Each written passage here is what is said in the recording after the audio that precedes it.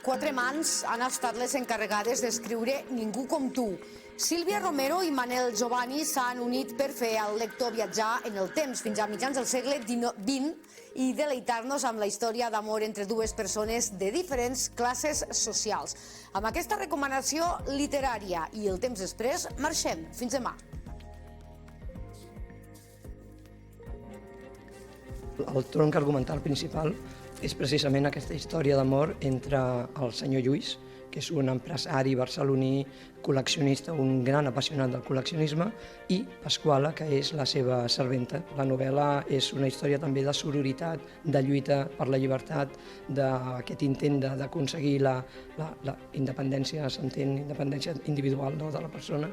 No és només aquesta història, com ha dit ell, van apareixent altres personatges, com a taló de fons hi ha tots els canvis socials, polítics, culturals, i a partir d'aquí veiem com els personatges evolucionen en funció precisament de tots aquests canvis que es van produint al llarg de la història. Perquè és una novel·la que abasta 40 anys d'història, no és una novel·la històrica, però sí que els personatges viuen dintre d'un temps concret i parteix d'una anècdota que va generar tota una història entre, en principi, una història d'amor, però també de solidaritat entre dones, una sororitat molt intensa entre 5 personatges. Ningú com tu, senyor, em fa feliç, però això és un salm del rei David, no?